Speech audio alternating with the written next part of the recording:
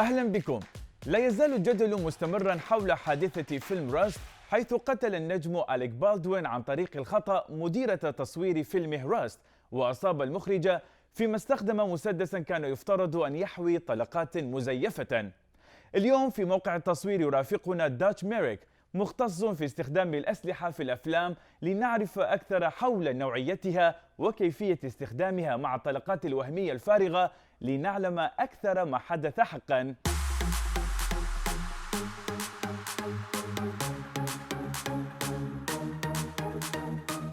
This is a Colt 45 long Colt. First thing I'm going to do is I'm going to check each cylinder, and I'm going to show you all 6 cylinders are empty and we're safe. So is this similar to the one they used on set for the Rust movie? Yes, this should be the same model that they used in that film. Let me touch it.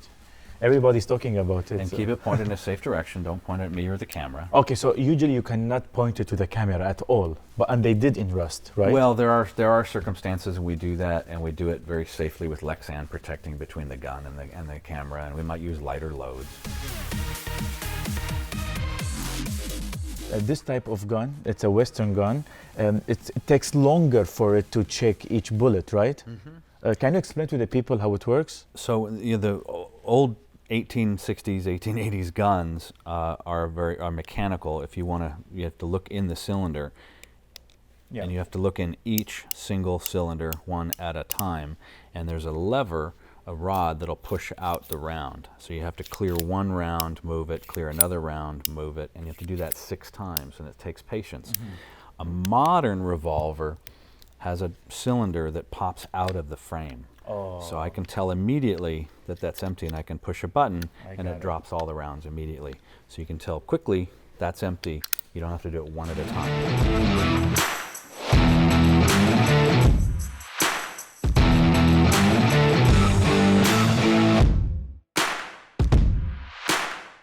Dutch, can you explain to the audience more about the bullets? It's just like crazy how it is. It's called the Studio Blank. Studio Safety Blank is the full name. We just call them blank for shorthand. And you can see that it functions very much like a bullet, except there's no round, there's no lead to come out of the gun. There's no projectile. So it looks very much like a cartridge, like a regular bullet. However, you can see very clearly there's no lead bullet. It's very hard to do a mistake like this. Well, it's pretty hard to not notice the difference between a blank and a dummy round. Although dummy rounds look very much like a real bullet, as they're supposed to. So if an actor handles one on camera, it looks like the real thing. Mm-hmm. But a crew member, or especially an armor, will know it's not, because what we've done, instead of gunpowder inside, we put a BB. And that little BB rattles around, so you'll never see it on camera, but the crew will know, hey, that's not gunpowder, that's a BB. So just do me a favor, you don't mind? My kids are in the car crying. Because you guys are following them, and all I want to do, as a courtesy to you, I came to talk to you. I'm not allowed to comment on the investigation. I talk to the cops every day. My point is that I'm just asking, we sat down as a courtesy now to talk to you. Now please, would you just not follow us for the rest of it? Just leave us alone. Just go home. We gave you everything we could possibly give you, okay? Thank you. Condolences. طبعا لكل محبي الممثل الهوليوودي أليك بالدوين أكيد يتساءلون شنو هو مصير هذا الممثل بعد الحادثة اللي صارت أثناء تصوير فيلم راست. Let's talk about Alec Baldwin. What do you think? Is he responsible? He's one of the producers working on this project. Well, it's honestly not for me to say who's responsible, partly because the evidence hasn't all come in yet. The investigation for the sheriff in Santa Fe County, the district attorney, has yet to turn up exactly every step of the way. An actor in Alec Baldwin's position, he was an executive producer, so yeah, he might have been responsible for some of the money, though he may have been more of a hands-off producer and doing what an actor should, focusing on his role. That's right.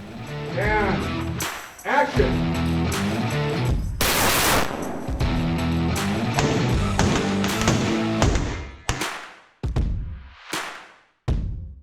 Tell us what happened with your friend before shooting this movie.